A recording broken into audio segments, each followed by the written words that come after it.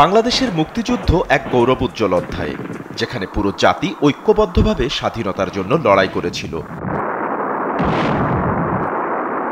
সম্প্রতি মুক্তিযুদ্ধ বিষয়ক মন্ত্রণালয় প্রস্তাবিত খসড়া আইনে মুক্তিযোদ্ধাদের পরিচয় নতুনভাবে সংজ্ঞায়িত করার উদ্যোগ নেওয়া হয়েছে।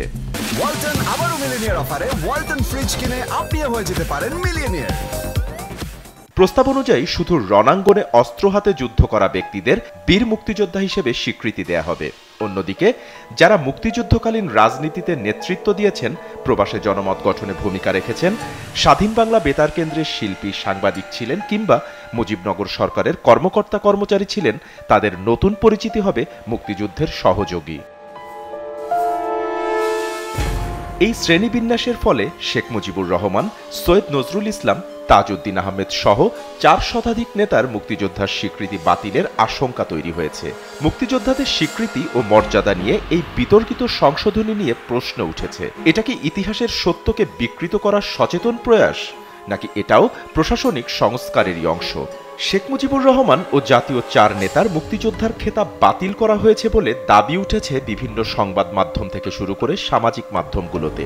এ নিয়ে গতকাল থেকেই ব্যাপক সমালোচনা শুরু হয় সামাজিক মাধ্যম সহ সবখানে। তবে বিষয়টিকে ভুয়া বলে আখ্যায়িত করেছেন সংস্কৃতি বিষয়ক উপদেষ্টা মোস্তফা সরোয়ার ফারুকী। বুধবার দুপুরের দিকে নিজের ভেরিফাইড ফেসবুকে এক পোস্টে বিষয়টি জানান সংস্কৃতি বিষয়ক উপদেষ্টা। পোস্টে তিনি লেখেন, প্রিয় ভাই বোনেরা, শেখ মুজিবুর রহমান, তাজউদ্দিন আহমেদ সহ মুক্তিযুদ্ধের নেতাদের মুক্তিযোদ্ধা সার্টিফিকেট বাতিল একটা ফেক নিউজ। নতুন অধ্যাদেশে মুজিবনগর সরকারের সব সদস্যকে মুক্তিযোদ্ধার স্পষ্ট স্বীকৃতি দেয়া আছে। মুজিবনগর সরকারের কোনো সদস্যের মুক্তিযোদ্ধা সার্টিফিকেট বাতিল হয়ে গেছে, এটা যে ফেক নিউজ তার প্রমাণ হিসেবে কমেন্টে অধ্যাদেশের স্ক্রিনশট দেয়া হলো। এদিকে শেখ মুজিবুর রহমান ও দেশের প্রথম প্রধানমন্ত্রী তাজউদ্দিন আহমেদ সহ জাতীয় 4 নেতা বীর মুক্তিযোদ্ধা, এমনটাই জানিয়েছেন মুক্তিযুদ্ধ বিষয়ক মন্ত্রণালয়ের উপদেষ্টা বীর প্রতীক ফারুকী আজম। গণমাধ্যমে দেয়া এক সাক্ষাৎকারে তিনি বলেন, মুজিবনগর সরকারে যারা ছিলেন তারা সবাই মুক্তিযোদ্ধা, তবে সেই সরকারের অধীনে কর্মকর্তা কর্মচারীরা মুক্তিযুদ্ধের সহযোগী হিসেবে বিবেচিত হবেন। বাংলাদেশের মুক্তিযুদ্ধ জাতীয় ইতিহাসের এক অনন্য ও গৌরবময় অধ্যায়।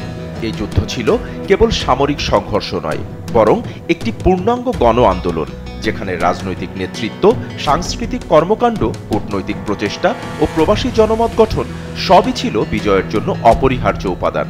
সাম্প্রতিক সময়ে মুক্তিযোদ্ধার সংজ্ঞা পুনর্নির্ধারণ সংক্রান্ত প্রস্তাবিত খসড়া আইনের আলোকে যেসব বিতর্ক ও বিভ্রান্তি সৃষ্টি হয়েছে, তার পেছনে রয়েছে তথ্যের অপব্যাখ্যা ও কিছু ক্ষেত্রে ভুয়া তথ্য প্রচার। এই বিতর্ক নিছক আইন সংশোধনের বিষয় নয়, এটি জাতির ইতিহাসের বয়ান রচনার একটি স্পর্শকাতর প্রয়াস। বাপ্পি খান, এসএ টিভি ডিজিটাল।